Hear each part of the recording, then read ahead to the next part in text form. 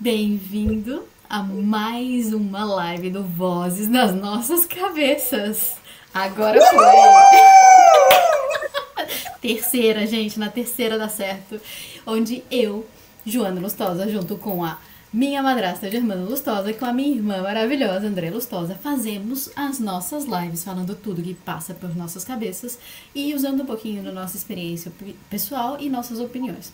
Hoje a gente vai falar sobre um tema que eu acho extremamente impactante nas nossas vidas, que é sobre a demência. Mais especificamente, a gente vai trazer algumas coisas sobre Alzheimer. Eu, particularmente, tive um avô que teve uma demência muito grave, que foi o pai da minha mãe. E a gente acompanhou isso e é muito difícil acompanhar uma pessoa perder as suas características de personalidade, de lembrança. É muito dolorido.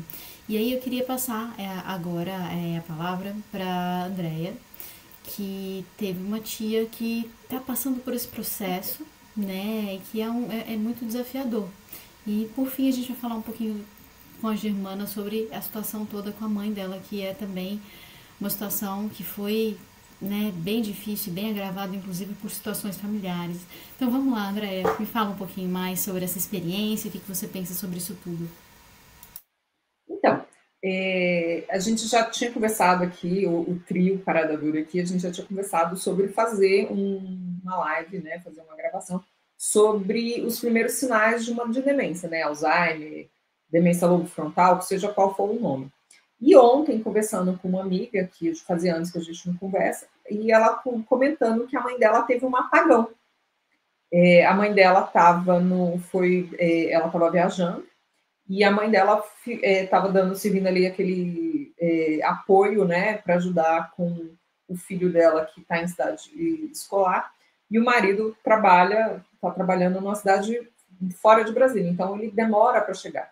Então a mãe estava aqui apoiando e foi buscar a criança na escola.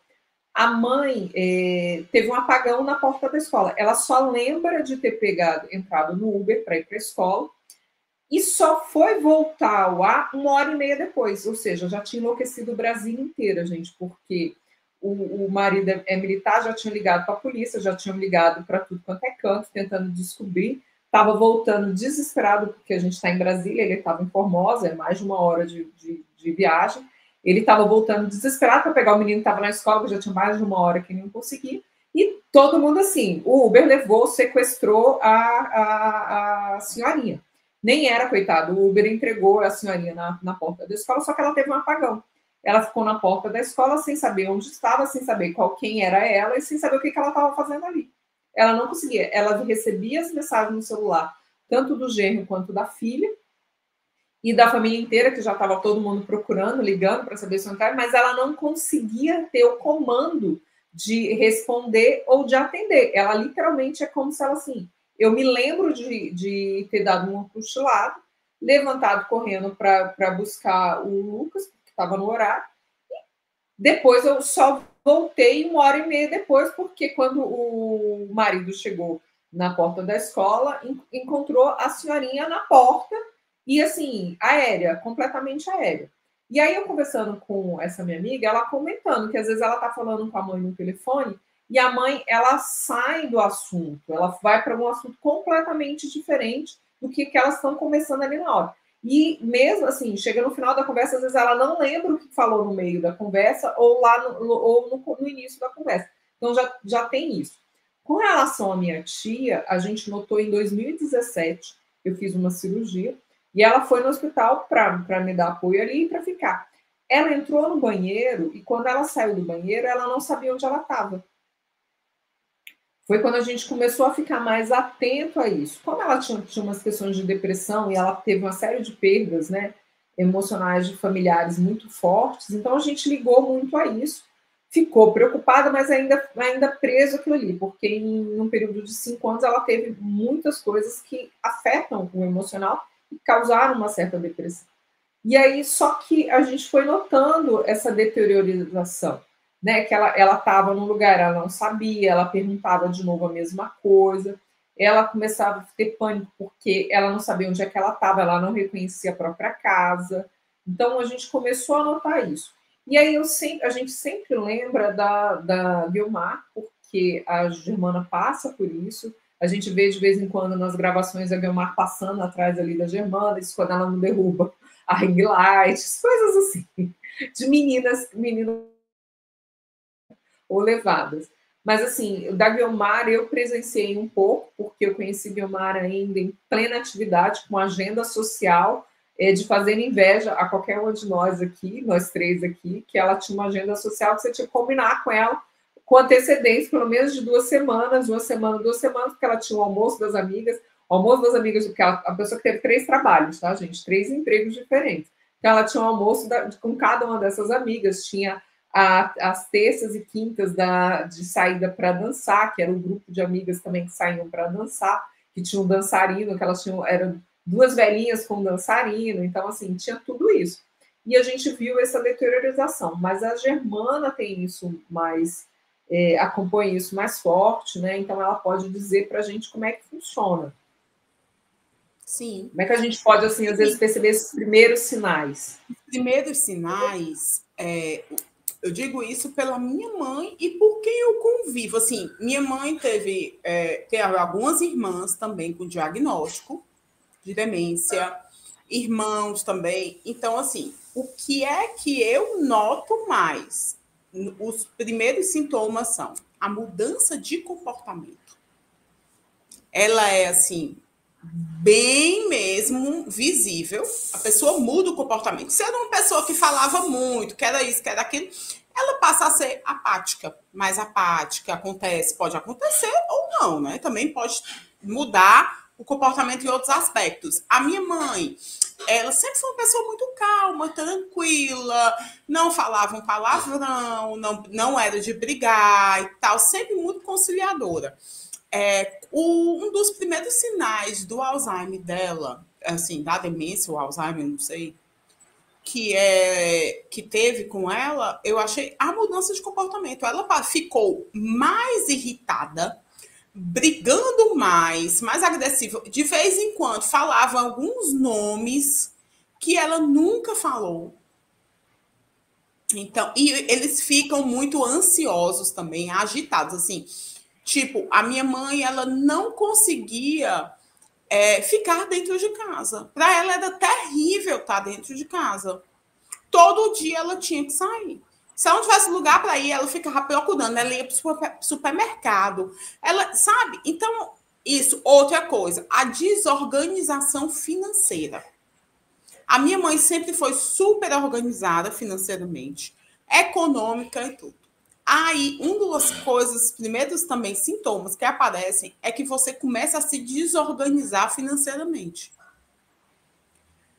Outra coisa. Posso fazer um comentário? Problema com a agenda. Posso fazer um comentário? É bem da minha Pode. área, assim. Gente, tem muito problema financeiro que não é porque a pessoa é desorganizada. É um sintoma de um problema psiquiátrico ou neurológico forte. Tipo assim, e assim, é um sintoma que parece besteira, que as pessoas não veem como um sintoma real. Vê como, a pessoa só é desorganizada, ela não se importa, ou a pessoa só é gastona. Não, gente, muitas vezes são sintomas importantíssimos para o diagnóstico de alguma doença séria, né? Isso tanto pessoa que tem medo de gastar, a gente tem uma pessoa na família que tem uma condição financeira muito boa, né? Dona de empresas grandes e que depois que começou a ter demência, começou a ter medo de faltar dinheiro desesperadamente. Quanto ao contrário, a pessoa acha que por exemplo, acha que não comeu ainda, então vai lá e almoça de novo, ou acha que não pagou a conta ainda, paga 2 vezes a mesma conta. Então, ou então perde a data de pagamento, né? Então, gente, acontece muito para os dois lados. Se a pessoa mudou muito o comportamento, ficar atento se não é um problema neurológico. E se ela tem um comportamento que é problemático há muitos anos, talvez seja um problema psiquiátrico. É bom investigar e é bom procurar um profissional da área, né? Um psiquiatra, um planejador financeiro como eu, que tenha uma pós-graduação em psicologia. Não vai ser um planejador financeiro que não entende de transtornos psicológicos, porque não vai conseguir achar também, tá? Um psicólogo. São os 3 profissionais da área que vão conseguir te orientar um pouquinho melhor sobre isso, tá, gente? Só fazendo esse adendo, desculpa aí. Não, tudo bem, tudo bem. Ó, a nossa bebezinha tá aqui. Tá aqui comigo, a minha. Tá aqui. Resolveu vir, querer mexer no computador, não foi, mãe? É. Então, gente, outra coisa que acontecia muito. Minha mãe sempre foi muito organizada. Muito mesmo. Tudo ela anotava, estava na agenda. E ela começou a deixar de ir a alguns compromissos ou marcar um compromisso no mesmo horário. Tudo, olha aí. Aquela coisa que não era dela. Isso começa a acontecer. Outra coisa, eles começam a ter dificuldade com as tarefas de casa, tipo, um preparo de um alimento, que para eles era normal. O dirigir, eles vão freando muito. Você pode observar que eles terminam a noção de espaço. Isso acontece muito. Já não sabe mais assim muito se orientar de rua. Não é uma coisa que as pessoas de fora vão perceber. Não, não é. Quem percebe é quem está dentro, quem está convivendo. Aí percebe. Os primeiros sinais... E olha lá, né? Às vezes demora a perceber, porque às vezes fala assim, não, só tá um pouquinho mais velho, só tá mais desatento, né? Acontece também. Mas isso, eu noto muito as pessoas fazerem isso. Os familiares, não, é porque é a idade, não, é porque não sei o quê. Não, gente, é o medo do diagnóstico. Sabe? Porque a tia da André, no dia da cirurgia da André, eu falei, ela está no processo de demência. E eu fiquei com ela algumas horas, só. Mas não. É porque perdeu familiar, é porque está depressiva, é porque... Não sei o que isso pode acontecer? Pode. Mas, gente, tem coisas que não, assim, que funcionam. Mas a demência da minha tia, ela veio da depressão. Sim. Não satisfeita em depressão, ela deu tipo isquemia, derrame, sei lá, tem um nome lá técnico. Pode acontecer? Pode. 2 derrames na área da memória, ou seja, o que já não precisava de ajuda, teve uma ajuda que não precisava. E já desencadeia uma demência. Sim. Entendeu? Eles têm muitos problemas no início também de tomar decisões, eles não conseguem. Sabe? Assim, eles ficam muito confusos. E, tipo, um problema que era desse tamanho fica enorme, porque eles não conseguem, a cabeça deles já não consegue mais processar aquilo, fazer com que aquilo facilite. Não, já não. Eles passam, geralmente, ou a comer muito, ou a comer bem menos. Assim, é uma ansiedade muito grande que eles ficam. Essa questão de comer é muito interessante, né? Porque tem um vínculo muito grande com a memória e com a ansiedade, os dois. Sim, sim. Né? Com certeza. A dificuldade de atenção e concentração é enorme. Então, assim, o que eu digo, que os primeiros sinais, ele é muito mais comportamental. Porque a pessoa vai ficando, não vai tendo atenção, vai ficando ansiosa, ela muda, muitas vezes muda mesmo o seu jeito de ser, sem paciência. Então, os primeiros sinais, eles realmente são bem comportamentais. O que é difícil, por isso se confunde muito. E é complicado porque é muito importante que se tenha o diagnóstico no início, porque a medicação, ela vai fazer muito mais efeito quando ela é tomada no início do que depois. Entendeu? Geralmente a medicação, ela previne, nesses casos, né, Germana, me corrija se eu estiver errada, ela previne que a doença se desenvolva mais, né? Ela faz com que a doença se desenvolva mais devagar também, em alguns casos. Então, quanto antes percebe, melhor é o tratamento, mais tempo essa pessoa vai ter com qualidade de vida, né? Então, esse medo de diagnóstico geralmente acaba sendo um problema tão grande para o tratamento e acaba piorando tanto a situação da pessoa. Exatamente. Gente, juridicamente nós temos um problema, que é a fase inicial até a fase que a gente tem a chamada interdição. Nesse período, principalmente com desequilíbrio financeiro, porque aí você tem o endividamento, mudança de comportamento, então você passa a ter comportamentos agressivos, né, de xingamento, às vezes até de agressão física mesmo, com terceiros, né, com pessoas na rua, que geram processos. O endividamento gera o problema da questão financeira, outro, e assim, é muito comum, vários clientes que eu tive em caso de interdição, um ponto principal que foi falado foi que no começo o pai e mãe, que eram extremamente organizados financeiramente, passaram a ter problemas financeiros, né, criaram um endividamento, e vi casos em que a pessoa respondeu o processo por questão de agressão verbal para gerente de banco, agressão física assim, para o vigia do carro, que aí era o começo da doença, que aí você ainda não tem, e que é o limbo, né? Que eu chamo, né, o limbo jurídico, que você ainda não está você não está mais plenamente capaz mentalmente, né? Civilmente, mas você ainda não está no ponto da interdição. Só que nesse período a gente tem muitos problemas,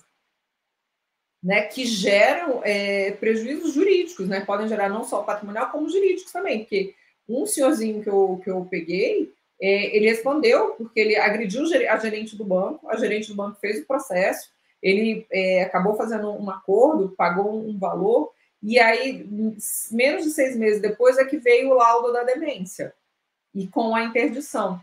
Aí você podia até discutir ali, reverter, mas assim, a família nem quis, porque acabou tendo agressão, mas fica esse limbo, né? Que você não sabe ainda o que é, e já tem ali a doença causando danos. Nossa, pra mim, essa é a pior parte. Essa é a pior parte. Eu tenho uma pessoa muito próxima que tem alguns problemas muito sérios, que eu não vou nomear aqui. Mas pra mim é a pior parte, porque é uma pessoa que tem um problema psiquiátrico seríssimo e que ela transita por conta desse problema psiquiátrico, ela não fica fixa, tipo assim, tô bem, estou bem, ou tô mal, estou mal.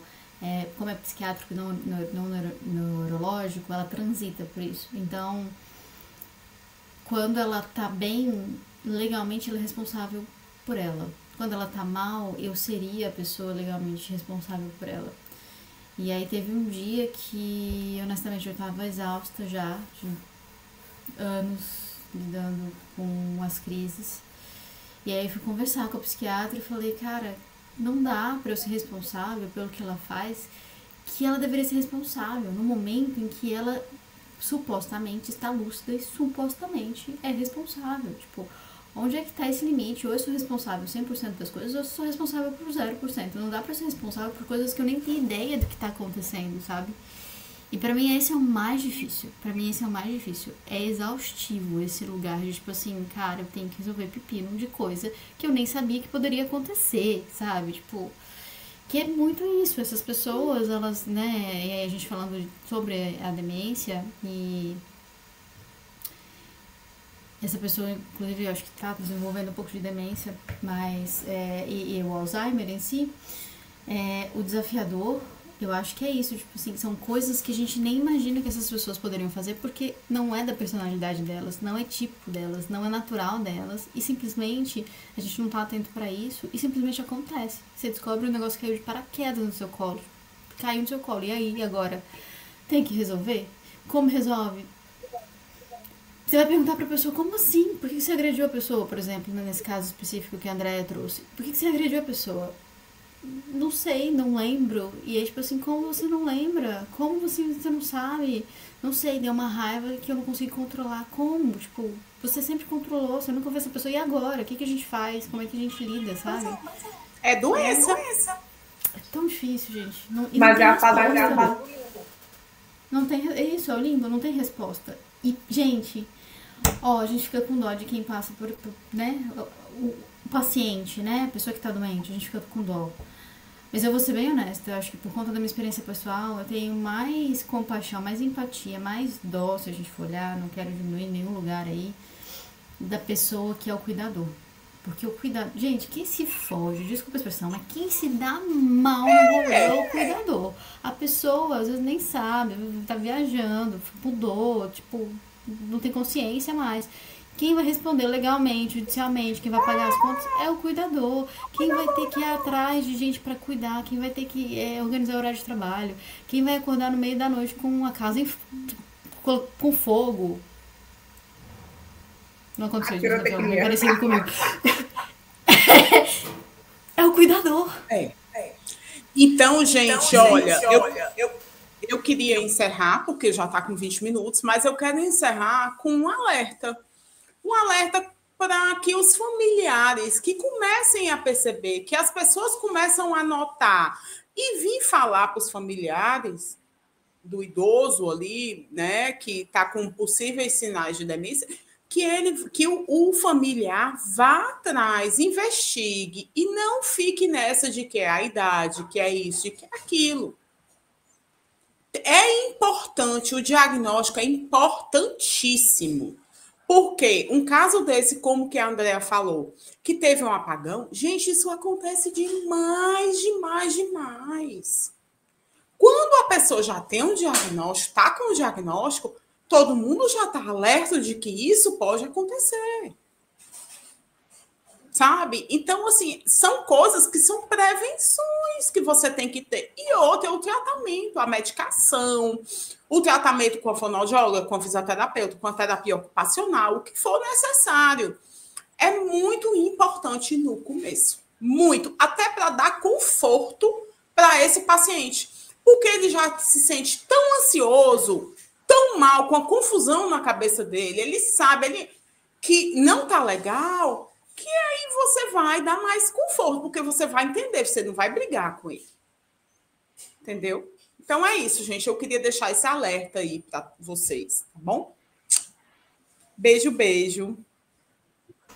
Obrigada por compartilhar e abrir o coraçãozinho de vocês. Eu sei quanto é dolorido falar muitas vezes sobre algumas questões específicas disso. E bem-vindos, né? Chama, compartilha, manda mensagem, dá ideias, comenta, tamo aí. E até próxima semana. Bye, bye. Bye.